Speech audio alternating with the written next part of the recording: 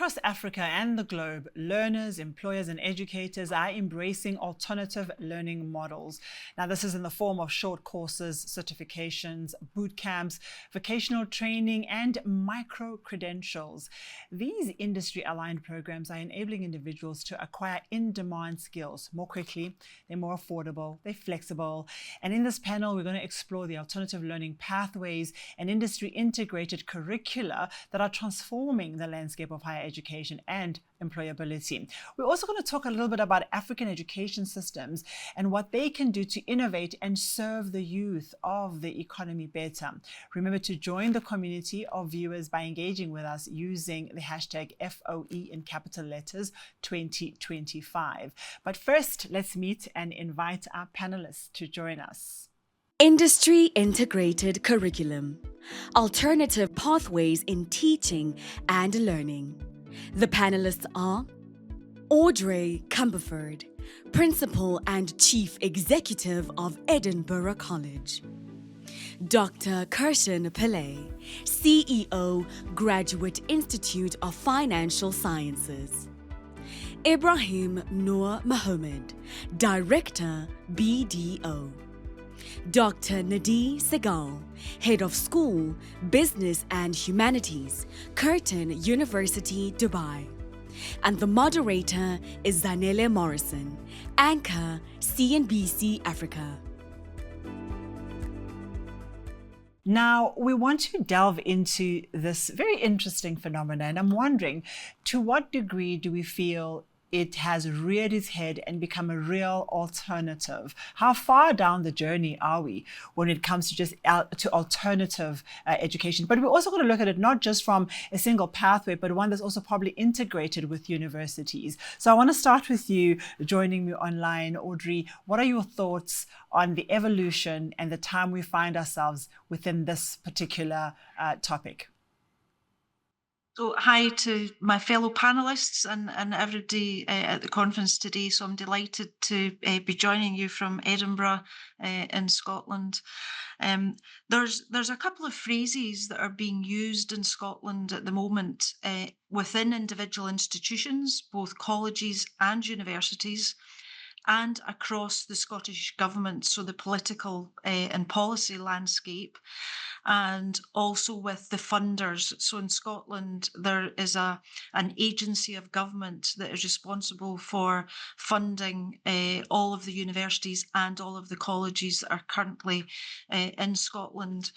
And there's a word being used increasingly in all of our conversations, and that is the need for transformation. And so implying more than just the need to change, transformation with a sense of urgency, transformation with a sense of not just down to individual institutions, but the whole system that is around us needs to transform. It has all sorts of implications for collaboration, what that might look like, etc., etc. And the other phrase that's being used a lot is that the status quo is no longer an option that's fit for the future. So our institutions at the moment and the sectors as a whole, and in Scotland we talk about a tertiary sector, which is colleges and universities. So colleges deliver about a quarter of the higher education within Scotland. So we talk about our tertiary landscape as opposed to just universities and just colleges as some kind of separate silos and sectors in their own right. So the status quo is no longer an option for two big reasons. One, financial sustainability. There are serious challenges facing all of the colleges and all of the universities in Scotland, and in fact in the broader UK, United Kingdom, around financial sustainability, with some institutions actually starting to fall over. And the other key driver is the nature of what we do and the nature of demand. So from our local communities, from our society, but also from an economic perspective, the changes are happening. The demand of what they need in terms of skilling, upskilling, reskilling, qualifications or not qualifications, at a time that is in a place that suits them, the need for agility, the need for responsiveness, all of which is different from the status quo, where it's fair to say that colleges and universities still operate in a fairly, traditional ways with qualifications, and we have traditional academic years, etc., and the need to really turn that on its head. So for me in Scotland, we're at quite a fundamental, challenging but exciting place, actually, in terms of trying to work through some of these challenges, but really, really untap the potential that we have with the opportunities for transformation. She really put it succinct. What would you like to add to the challenge that is facing tertiary institution when it comes to the transformation that is being forced perhaps by the environment and by the needs of future students? So firstly, I want to highlight to Audrey that I'm so glad to see that South Africa, or Africa as a continent, is not the only one that believes that the traditional education systems are archaic and no longer fit for purpose. What we are doing and what I base things on is the empirical data at hand. And if you have to look, why does one go to university? To get a tertiary education? Primarily it's employability, to sustain one's life. But after you go to university and you are unable to get employment, the question begs, is what we're doing at university worthwhile? And when we look at the statistics and the academic records, look at what Google is doing. Look at what Amazon is doing. They are now opting to employ individuals that don't necessarily have degrees, but have these stackable micro-credentials and micro-qualifications.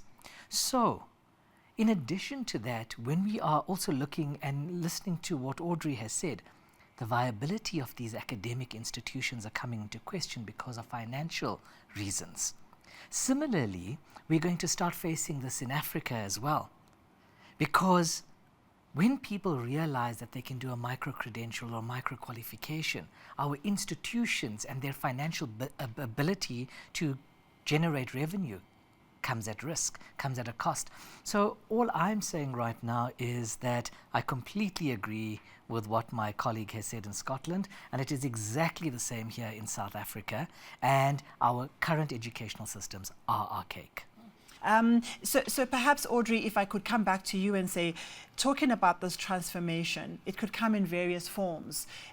Your opinion is what I really want to hear. How do you see institutions that have been traditional in their approach, a lot of pride and prestige behind their qualifications?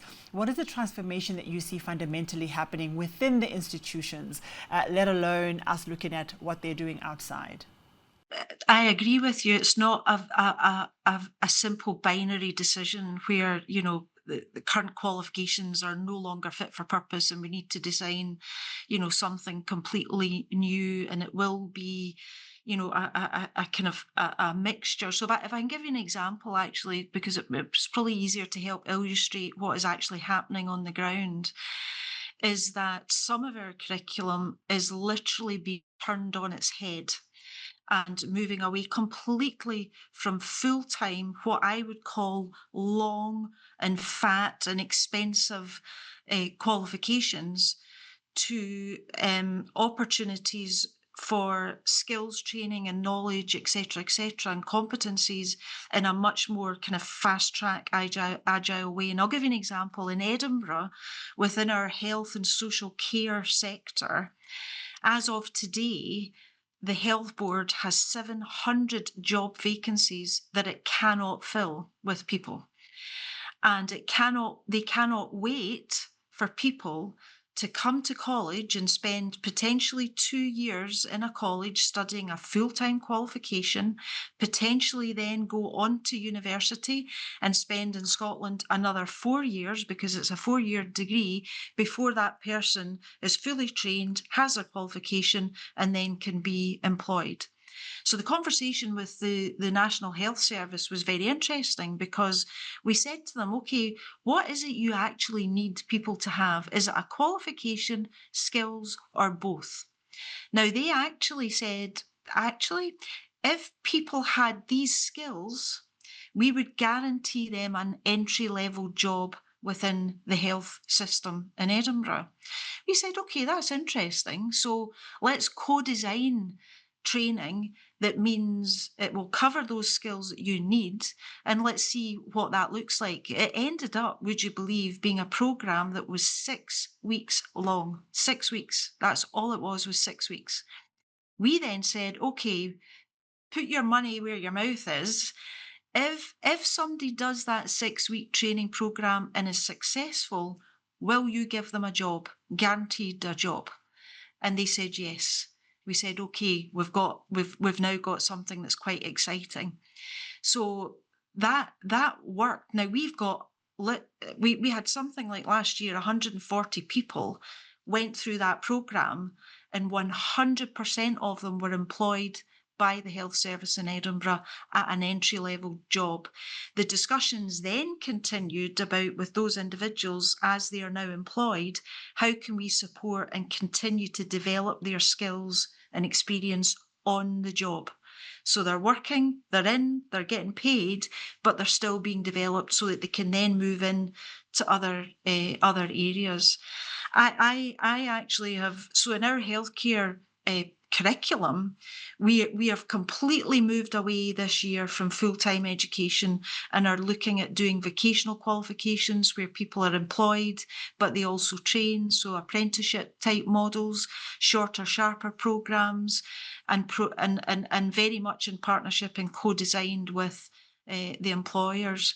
I recently went to dinner with some individuals from all of the banks that are in Edinburgh, and Edinburgh's a big financial centre next to London, actually, in the UK. And at the end of the dinner, I challenged everybody, who were all managing directors, CEOs of the banks, to say, you've not mentioned qualifications once in the whole evening, but you've talked about what you need in terms of the personal skills, the confidence, the problem solving, the critical thinking, all of those soft skills, which I hate that term, but anyway, soft skills, but you've not actually mentioned qualifications. So there is a debate about what is the balance, and the balance definitely is shifting and has to shift and has to change. Because I agree with you, those life skills, no matter where you are, if you land with confidence, with a curiosity, with an ability to execute, it doesn't matter. You are already a student of life. So, but I do want to apologize. My actual guest is Ibrahim Nur Mohammed. So we're going to give him a bit of a chance, and I'll come back to Dr. Pili in the studio. Ibrahim, you are not a participant that's just viewing this panel. You are part of the panel. So big apologies from me. But I do want to say this is a good question for you. You're the perfect person, because as a chartered accountant, somebody who comes from a very technical, skilled environment, what does that look like? Do we keep those as sacred, or do they too need transformative thinking? Thank you, Zenalia. I would say definitely transformative thinking, because I talk about my own personal journey as an accountant. About 12 years ago, I was auditing a company that was highly automated. There's no physical data. Digital transformation was a approach, and my team with me. I mean, we wonder, how are we going to audit the data that's not available physically? Because our curricula has been designed to teach you how to inspect documents physically. And I was forced to then consider, it dawned upon me then, about 12 years ago, that I needed to become an IT auditor. And that's when I pursued that field.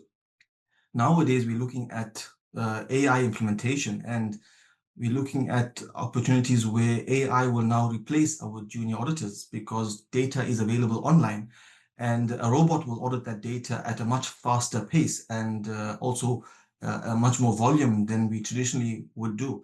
So it has been quite disruptive in our space, and hence my accounting body, SAICA, has been looking at embedding these digital competencies in our frameworks, in our board exams, as well as we need to also start thinking more integrated real-life scenarios, because curricula may not be relevant for practical workplace situations.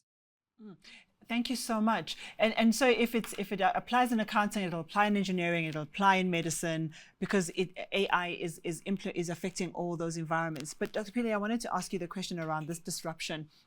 how does the UN and the UNDP and all those large organizations, how are they viewing education and changing the model in a way that they feel is serving the market?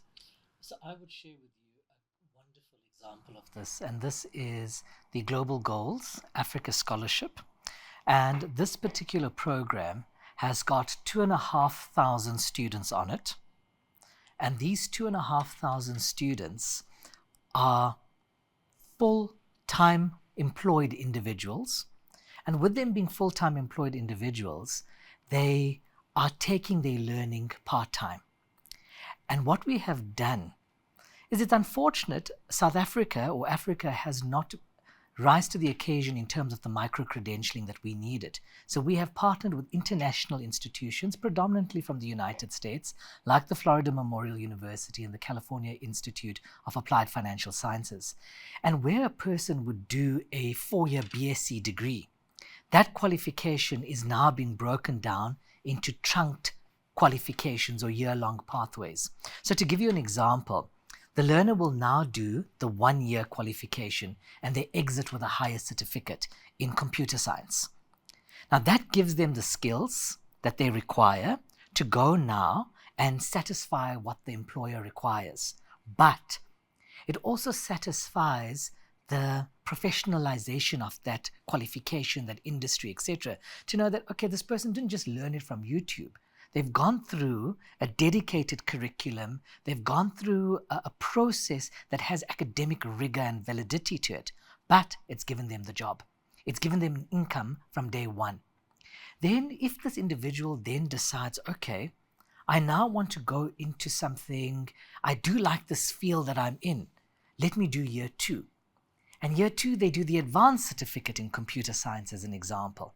And when they do this advanced certificate in computer science, what we are then starting to notice is they are taking their learnt experience, they're applying it to the job, and therefore they are getting better at it. And these individuals are becoming highly employable.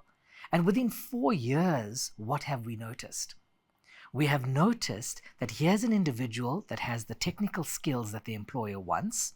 It is also backed by academic rigor from academic institutions, and it is lauded by professional bodies and agencies like the UNDP and the African Union, who are saying, particularly in Africa, we have one of the most unequal countries in the world, South Africa, with a Gini coefficient of 0.67. So how do we combat that? And that is access to education.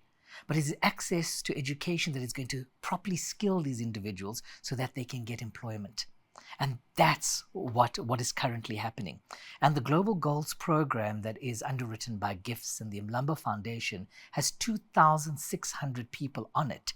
And we are challenging the status quo. We are introducing micro-credentials. We are introducing agentic lecturing. And what do we mean by that? For example, for a lecturer to be able to lecture in the United States, as an example, and lecture in South Africa at the same time, or Africa, the time zone doesn't allow for it. And what does it mean? Does it mean that our students from Africa shall not get access to that amazing quality of education because someone does not meet that time zone? But due to something called avatars, professor avatars, these avatars are simulated and is like the lecturer lecturing this program to them from the comfort of their own home, at their own time, and at their own convenience. And that is where education needs to move.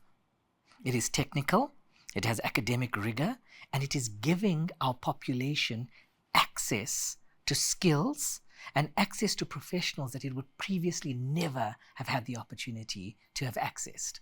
And that's digital technology. And scale. And scale. And scale. The numbers can be reached, the price can be affordable, so there's so many benefits to it. But it's got to match up with what corporates are looking for. It's got to match up with not only what corporates are looking for, but looking for based on what are the challenges they're facing in the organization. And Ibrahim, do you see, and I want to come back to you as well, do you see the structures of organizations forcing current employees, forcing the new intakes to look for these micro, shorter, effective from day one type of capabilities? And do you see them, because if it happens in the technical streams, it'll happen across the business. Do you see the force, the push for this change? Yes, we've seen client bases that are increasingly automating their processes, their systems, that we need to evolve and include IT elements, AI. And hence, we are now influencing and participating with discussions with various universities. And so these online short courses are being provided to future fit and future skill our next intakes to be more relevant and able to then understand technology and be able to work in the environment upon their certifications. So we're seeing significant change, and hence we're now being more active, more pro.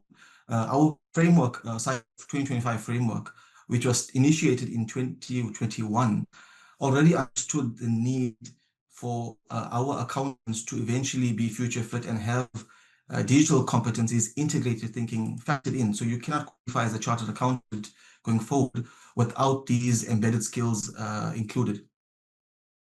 And I think it's all good and well that the students are being prepared for this, in advance, but the matchup that has to happen in the organization is what's actually critical. So we're not talking, these are not pipe dreams. These are real matched needs in organizations to students, to current staff. So Audrey, we talked a little bit about the work that you're doing. Yes, it sounds fantastic, but I'm tempted to ask scale. If you're able to do it for healthcare workers in your environment, how do you very quickly share these expertise with other institutions or duplicate them for mentored hospitals anywhere else in the continent?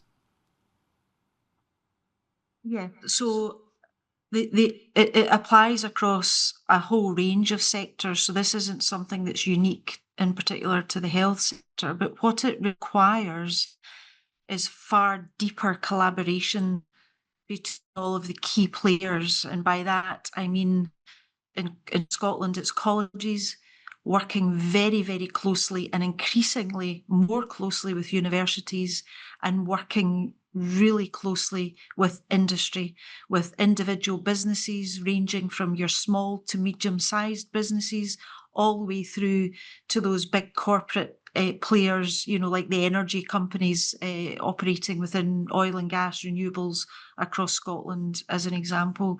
So it really does require a different approach to collaboration and a much deeper approach. Now, that's got implications for leadership because it requires what I would refer to as system leadership, where I'm the leader, I'm the CEO of Edinburgh College, but I have to stand back from my institution and not simply make decisions and choices around the needs of my institution, but the wider needs of my wider region, which includes other colleges, 4 universities within Edinburgh, and a whole range of employers. So it does require a different style and a different approach to leadership.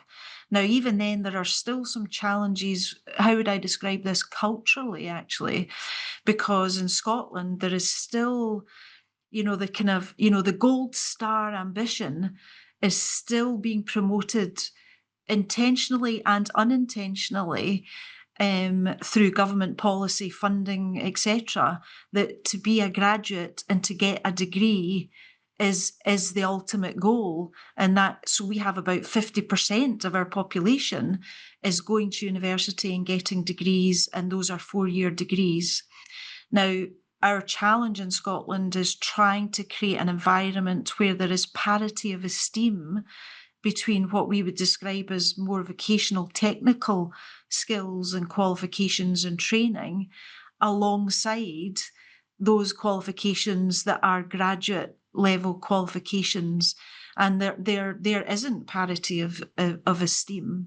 And in fact, I was hearing an example just the other week because I've been doing some work with partners in Finland, in Europe, where they do have parity of esteem between their TVET, their vocational system, and their university system. But their challenge is that they have got people going through the university system, which comes with a considerable cost to both the public funds but also to individuals. So they are going through a university system, but then are staying in the system and coming back into the system and going into colleges to get the vocational and technical skills that they need to get the jobs that they want and the jobs that are needed. So that's coming at an even greater cost to the country and also to individuals. So that's why there is a need for far greater collaboration, and there are clearly interdependencies between the vocational system in Scotland and the university system in Scotland that are being explored at the moment quite aggressively, actually, by institutions and by sectors. And I'm appreciating so much the sharing of that model. Dr. Nidhi Sagal, head of school at Curtin, you've been so patiently standing by, and my apologies, I had to do a swap out in my notes, but thank you so much for patiently listening. And I want to just open the floor to you and gain your view as head of school with this transformation we're talking about, this micro learning, and Audrey speaking to even the accolades given to them. How are you managing all these dynamics that I'm sure Curtin is also facing? Absolutely. I would say that certainly the alternative learning model is evolving. The industry integrated approach is something that is really needed. And certainly when we discussed about employability, we talk about skill development. This is something which is really needed, and universities are transitioning. If we talk about Curtin University, for example, there's a very strong focus on industry integration, or whether it is through work integrated learning, internship opportunities, where the students are required to complete a certain number of hours of internship in order to graduate, volunteering work, guest lectures, simulations. So all that is a part of the curriculum. So I think my fellow panel member very rightly said, when we talk about unlocking the real power of alternative learning, we must build a very trusted, agile, and a verifiable ecosystem. And it's not just academia or a university then. We are talking of a collaborative ecosystem that involves industry. I think gone are the days where the universities were writing curriculum in isolation. It is now industry and academia. They have to co-author the curriculum for the future of work. So certainly we need to work together, and we need to see that the responsibility now falls not just on universities, but also the government, the employers, and the higher education institutions together. And I want to unpack that in a moment, but we spoke about something else earlier that I wanted you to just touch on, and that is the voice of the student. It seems as though the students themselves are starting to have an influence on what they're hearing, what they're wanting to consume. Are we allowing enough of the student's voice? Because Nidhi speaks to, we can't do it in isolation, we've got to do it with industry. But what about the participants? What are they saying about their experiences? I think what we need to understand is this new group of students that are coming through. And yes, we may talk about the post-schooling individuals. Let's start with them first. With the post-schooling individuals, there's almost an influence by the parent to say that you need to go and get a graduate degree. And going to a TVET college or just starting to work, there's a stigma attached to it. Like my colleagues have said, no, but you're a smart individual. No, you must do this 4-year degree. You have to be a doctor, an engineer, a lawyer, whatever the case might be. So the question is, who needs this education in terms of challenging the status quo? For our post-matriculants, is it the kids themselves, or is it the parents that are forcing them to go into these graduate programs in this format? And I had a conversation with my wife recently, and she's an attorney by profession, and she basically said to me, do you know, if I had to redo this, I would never have gone and studied my law degree full time. I would have worked studied my law degree part-time, and served articles for 5 years. And that is showing the shift, because as you can see, the demand for skills is getting bigger and bigger, and people can't wait, as Audrey and as Needy and even the director of BDO has said, people want those technical skills now, and they want it today. And I just want to use one example. If you remember the ATM machine, when the ATM machine first came out, what happened? People were like, no, I'm scared. I can't go and take out money from this wall. The hole in the wall is giving me money. What if it steals my money? What if it does this? We have moved so far past that we are now using our apps, and we are transferring money, we are sending money through apps, we are worried about how jobs were going to be lost, etc. And that is currently some of the issues that we are facing in academia and in education. It's like, no, let's hold on to the hole in the wall. What's going to happen to our jobs? We created apps. There are new jobs. There are new profiles that have been created. So we need to embrace it and embrace that change. And it's going to happen whether we like it or not. Absolutely. So it's about, are we willing participants? Needy, you're also looking at a market that needs access. We're talking about the whole of the continent. I don't know, Doctor, from your perspective, how do you see the continent maybe leading the way in conversation to what is required by students, as well as what is required by the workforce? You know, so I'd like you to lean into that question. No, there is certainly a need to lead, and I will just continue the discussion from there. What the fellow panel member just said. We often talk about skill gap, but we really need to think: is it actually a skill gap, or it is the real question is a gap in mindset?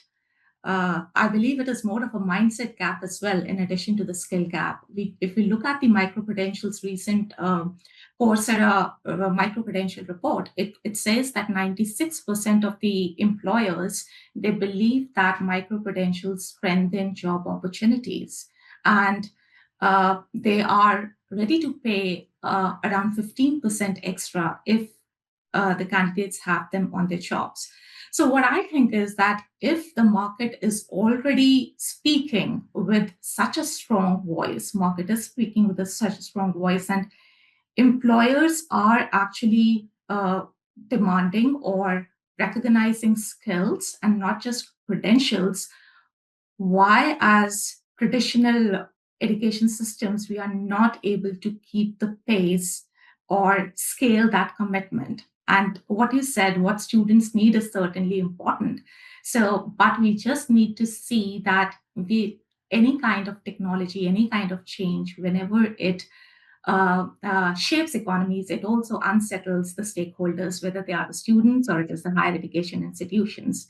So I believe it is certainly a change in the mindset that is needed. And it is, when we talk about alternate learning pathways, it's not just a piecemeal, it's not just an add-on. Rather, it has to be integrated into the system. And it's not just for the innovators or the early adopters, but for everybody when we talk about the perception of the students or the higher education institutions. And it's probably one of the hardest things to change is mindset. To have that open mindset to do it. But Audrey, when you talk about the leaps you've made, did you have a program that looked at the mindset and the culture shift that was required in the institutions, or is it a work in progress? I think it's fair to say it's work in progress. And in fact, I probably talk about culture every single day of my working life at the moment in terms of trying to change behaviours, ways of working, the way we do things, both in the institution, in the college, but also that wider ecosystem. Needy, as you said, this can't be looked at purely from an institutional perspective, because that wider ecosystem is all influencing, shaping, driving, supporting, acting as a barrier in some instances. So that ecosystem focus for me is really, really important. And what you were talking about there in terms of student demand and market forces driving change is that there are some interesting tensions there, actually. So we are seeing very much a change in demand, both from individuals who want to be students, but also from industry partners. But equally, we also have very high demand for certain courses and qualifications and provision that from students, individuals, that is not aligned actually to the needs of my local economy in terms of where the jobs are and where the jobs are coming. And then that presents again an interesting debate around pipeline.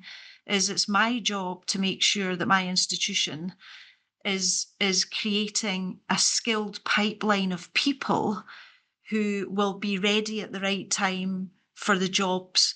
But one of the biggest challenges we have in Edinburgh at the moment, for example, is that there is a huge amount of investment coming in to Edinburgh around offshore wind. But the jobs that will be associated with that are probably 2, 3, 4 years down the line. But we really do need to start to think about what is the training, what are the qualifications, what are the kind of people with the skills that we need to start working with now so that they are ready for when the jobs now, and again, that is a very proactive stance to take. Whereas I would argue that the skills system is actually still quite reactive and actually our funding is quite kind of reactive and fairly static in that sense. We can't do upfront investment in specific capacity and facilities and equipment because we're not funded in a way that actually makes that easy. So we have to find ways of doing it. Some interesting challenges about the nature of supply and demand. Yeah. And what that actually means. Sorry, Audrey, I want to take it back to Dr. Needy for a very quick one to say, Audrey's talking very much about the pipeline of the people that we need to take out.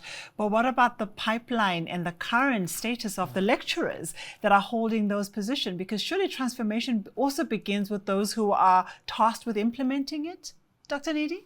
Yes. Yes, absolutely. And I think that is very interesting, not to just look at the students, but also the faculty. And I would say it's not just about reskilling or upskilling of the students, but also reskilling and upskilling of the faculty members as well. So when we talk about the changing market, we need to understand whether the barriers to progress are just institutional, cultural, or technological. And when we talk about institutional barriers, yes, it is with the faculty members as well, where we still stick to those 3 or 4 year degrees. And we need to understand that it is not just a cornerstone. The 4 year degrees, they are still a cornerstone, of course, but then that is not the sole pathway to a career success. So that is how the things are evolving now, where we see that how as faculty members, we need to change our teaching approach. It is not just theory, but it is practical application of concepts. It is not just about giving away degrees, but also making the students employable. That is the ultimate objective.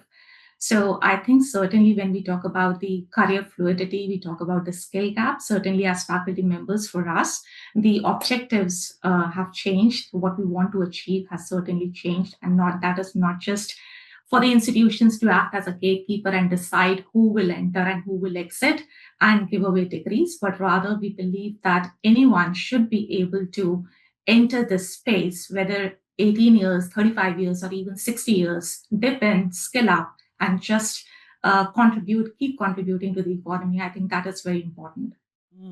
And you're speaking to an adult student. It took me quite a few years, but I was an evening student for many years working at the same time. So that model started long ago, and I'm hoping that it gives more opportunities to people. But I'm also laughing. You said that it's not just about teaching, but also allowing people to apply themselves.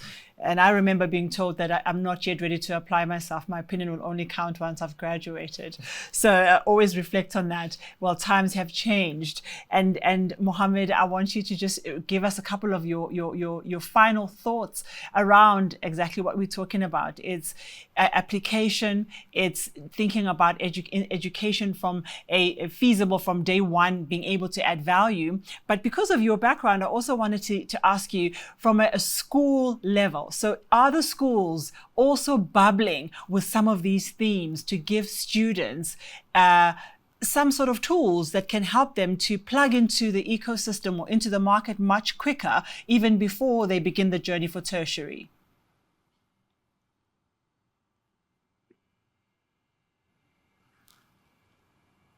Ibrahim? Sorry. I've recently written an article about education and the fact that we have educators leaving our shores in South Africa for greener pastures. And like the panelists have said, your educators need to be educated. In this case, your basic education is your foundation.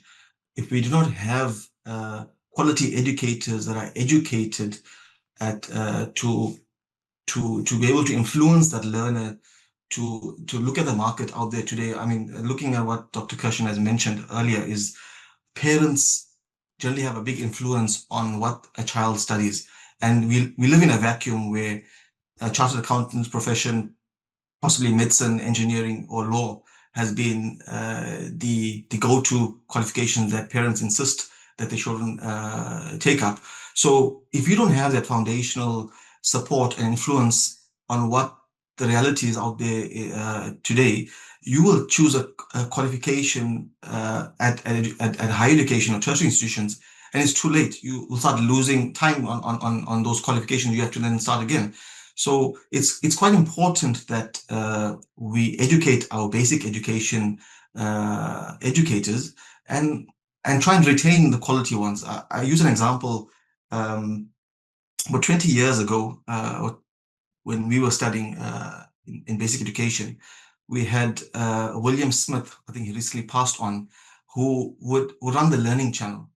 And he would give solid foundational training on maths and physics in our old television boxes. And you know that technology has advanced so much that we can influence and provide quality education to all our underserved communities and rural communities that don't have these access to education and access to what is the trends out there, so that when we make informed decisions and choose qualifications that are relevant and will keep them employable in the market. So it's quite important that government needs to play a role, institutions as well as corporations, and our firm as BDO example, we followed a Yes for Youth program that the president announced a number of years ago, where we give 12-month training for those that have informal education, and afterwards they are then successfully placed into jobs out there or retained within, but they understand what is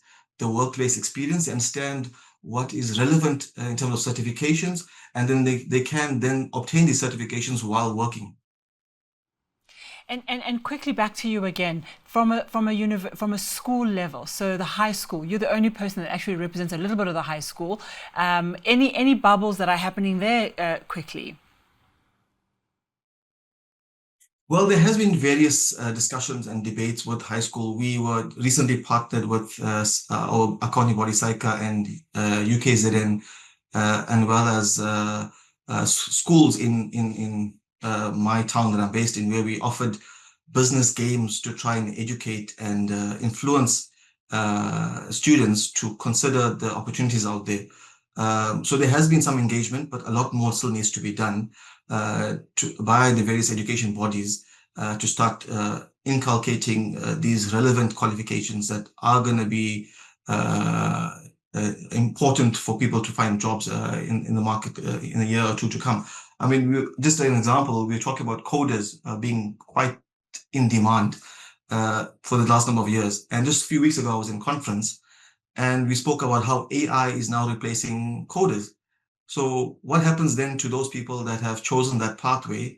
who may not be employable because AI has replaced it. So we really have to be fit for purpose and change. And I think higher education and basic education institutions need to be quite agile, quite fast. Otherwise, you may have students studying something that may not be relevant.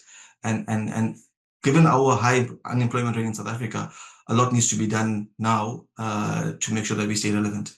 Agreed. And I think that the example should not be used. It's one of the most horrifying examples of how we went ahead and we advertised how important coders are. So that one we must not spread too wide, rather focus on what's possible. In all of this, it's also the ethical element, right? The ethics of the type of education that's being put out, even in short form, even in alternative form. How do you keep an eye on us doing the right things, perhaps? Sure. That's a very good question, Zanele, and I think it's a topic on its own. But I think what I would want to maybe go back to is that we know that by the year 2050, Africa will have the largest youth population in the world, which means that the global workforce will turn to Africa for its labor. And it is not a lot of time. We've got one generation within which to close that gap. And with that one generation, we know that education is this great equalizer that has all taken so many of us out of poverty. But now we have the secret weapon, and that is called digitization and technology, that is going to be the great enabler so that we can reach the masses. However, there needs to be political will, there needs to be employer will, and there needs to be will of the people to ensure that this happens. Otherwise, and I'm speaking specifically from an Africa perspective, Africa may fall behind because we need those ethical leaders to repurpose the funds that we get from our SETAs, where it's now being wasted and total carnage is occurring there, where we take those funds and we repurpose it so that we can use technology and education to bring in agentic AI, to bring in repurposing of classrooms, a repurposing of how lecturers and students and parents think about the way of education. So all I'm saying is to end it and to have the sense of ethics that takes place. We need the will of the people and we need the will of the leaders to identify and understand that personal greed, that personal agendas are too small in comparison to the African agenda, because we only have one generation to ensure that we equalize this poverty that occurs within our continent. Thank you, Dr. Pillay. Dr. Nidi, I'm going to circle back to you before I close off as well, because whilst Dr. Pillay has spoken a lot about the will of the people, the will of the institutions, the will of governance, there's the will of the educational institutions and their ability to collaborate and to hold hands and to scale opportunities. So as you move around in the continent and in Dubai and wherever you are, how do you pull stakeholders together and how to create or to calibrate what's possible for tomorrow? I would say it's not very easy. It's still a challenge as well as an opportunity that we really need to tap.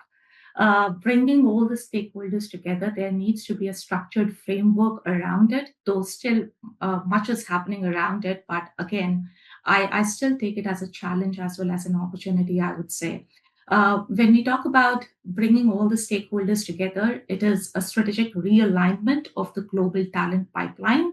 And we need to make sure that it is structured well in order to achieve the desired outcomes. So I would say still that we have come a long way, but a long way to go there. Yeah.